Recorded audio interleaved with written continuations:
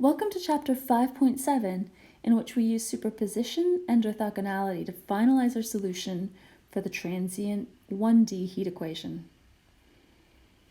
When we left off, we had derived a solution to the governing differential equation in terms of an index n that could range between 1 and infinity, and in terms of our non-dimensional coordinates, xi and tau.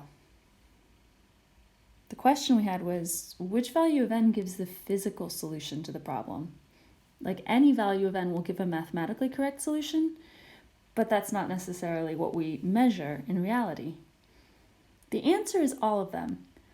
There's no way you could have known this in advance. People like Fourier had to figure this out for themselves by examining the different mathematical expressions.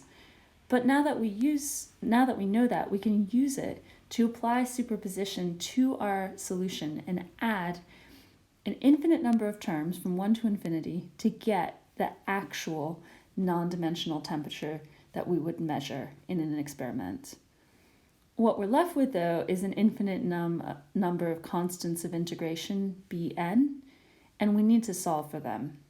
So we do that by applying our last bounding condition, which is actually an initial condition. And again, that is the idea that theta at any position xi, but tau equal to 0, has a value of 1.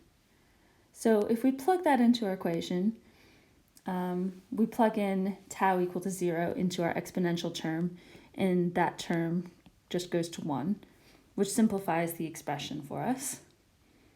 And now we still need to deal with that infinite sum in order to solve for Bn. And we'll do that the same way we did it last week. We'll use orthogonality.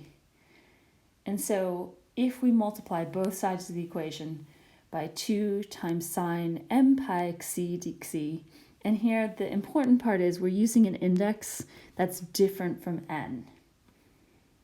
So we'll do that. The left-hand side is just that expression because it had previously been 1. The right-hand side, we add a 2 and the sine m pi xi dxi. Next, we integrate both sides of the equation.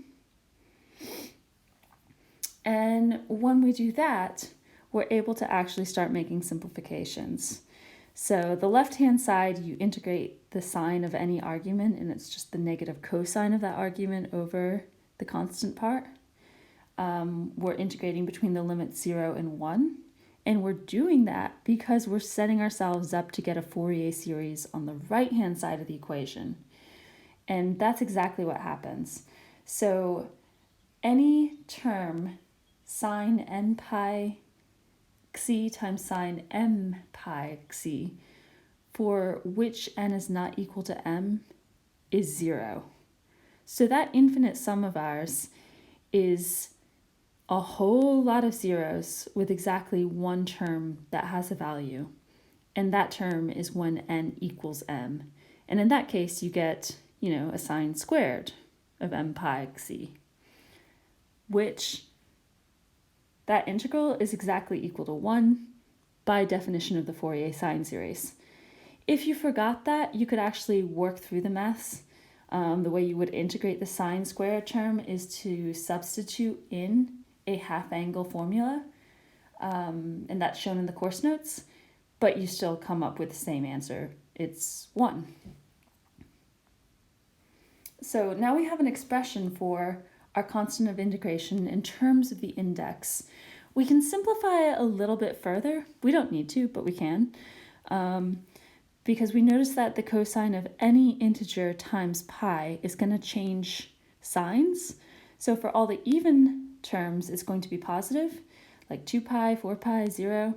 For all the odd terms, it's going to be negative, and we can just write that as negative 1 raised to the m.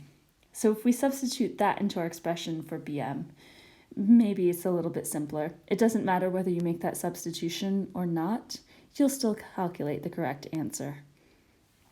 And at this point, we just have to take that constant of integration and plug it back into our governing differential equation. And here we go. That's what we just solved for. Our b, in this case, the index is n, times the sine term and the exponential term. That is the full solution to the 1D transient heat equation. And it doesn't matter in this instance what value or what number, what like character we use to represent the index. It can be n, it can be m, it can be anything. As long as we're using that same index in each of the terms in this expression, then it's correct. So, thanks for watching me through the solution. In the next video, we'll look at the solution plotted graphically and think about it in terms of the physical reality of the situation.